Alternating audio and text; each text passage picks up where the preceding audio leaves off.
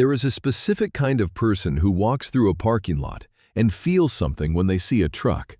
Not admiration exactly, not envy, something closer to recognition. Like catching a glimpse of a version of themselves they either are or desperately wish they still were. They might not say anything. They might just glance at it. The height of the bed, the width of the tires, the way it sits heavy and deliberate against the pavement, like it was built to survive something the rest of the lot wasn't ready for. And in that single, silent glance, an entire belief system reveals itself. But this isn't really about trucks.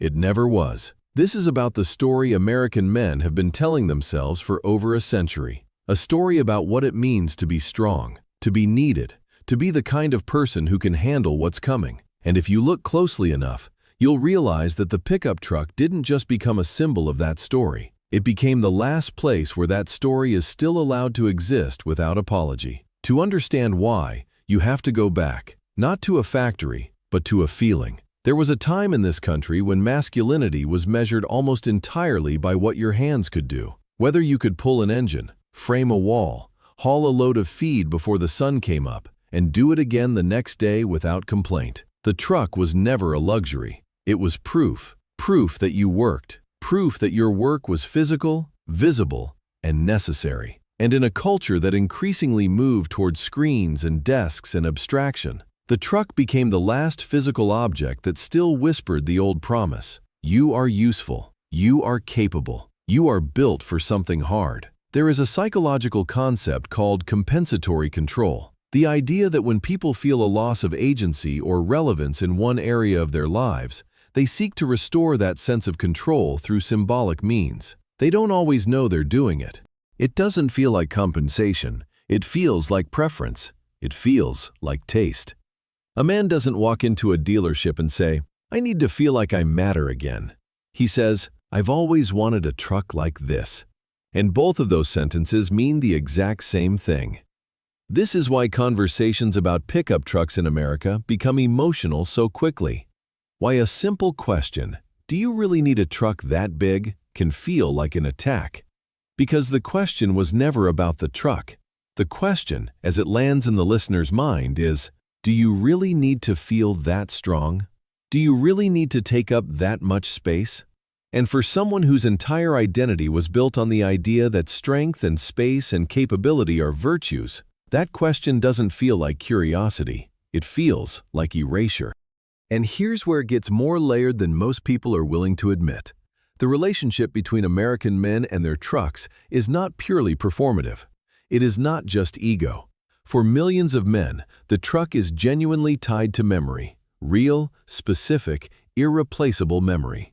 It's the vehicle their father drove, the thing they rode in on the way to a fishing spot at 5 in the morning when the world was still dark and quiet and the only sound was gravel under tires and a man who didn't talk much finally talking.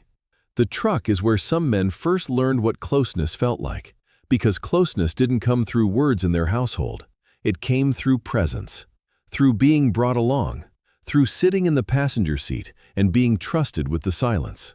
So when a man buys a truck 30 years later, one that's bigger and louder and more expensive than anything his father ever owned, he is not just buying a vehicle. He is rebuilding a room that no longer exists. He is trying to sit in that passenger seat one more time. And the tragedy is that no purchase, no matter how massive the engine or how pristine the paint, will ever take him back to that quiet road. But he'll keep trying, because the feeling is still in there, somewhere between the leather and the steel.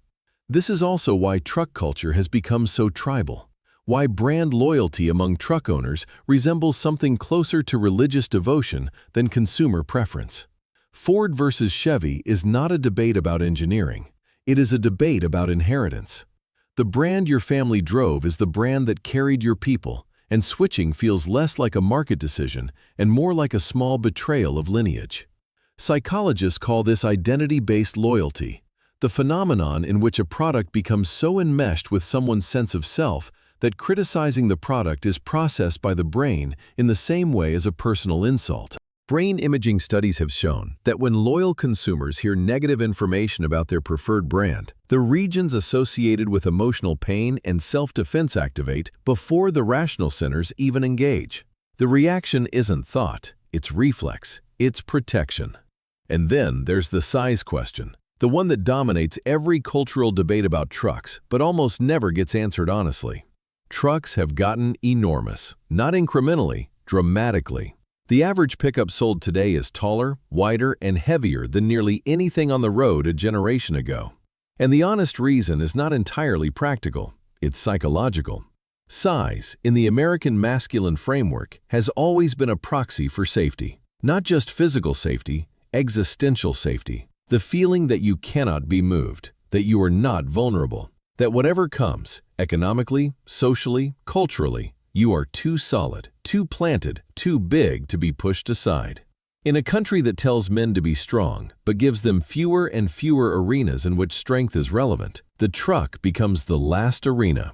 The last place where dominance is still measured in inches and pounds, and no one questions why that matters.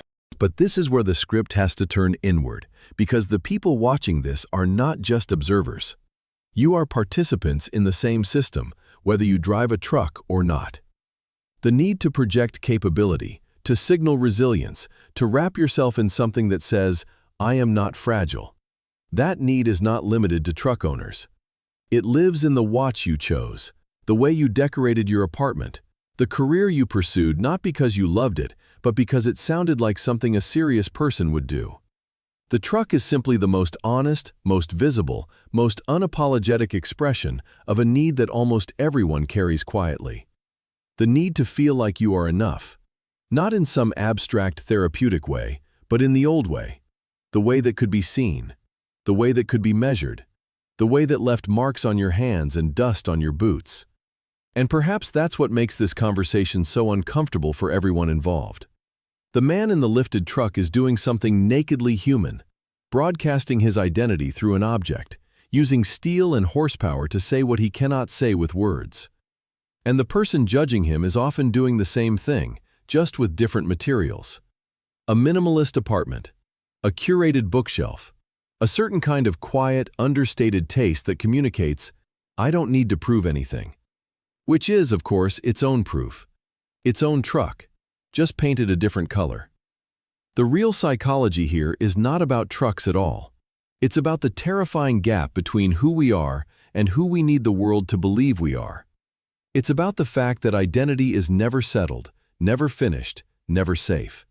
And so we keep reaching for objects, symbols, machines, anything solid enough to hold the story in place for one more day. The truck just happens to be the most American version of that reach. The biggest, the loudest, the most impossible to ignore. So the question is not whether pickup trucks reveal something about American masculinity. Of course they do. Everything reveals something. The real question, the one that should sit with you long after this video ends, is this. What is the object in your life that you'd defend irrationally, that you'd insist is just a preference, just a taste, just something you like, but that, if you were being painfully honest with yourself, is doing the exact same work that a truck does for the man who can't explain why he needs one? What is the thing you've wrapped around yourself, not because it fits who you are, but because you're afraid of who you'd be without it?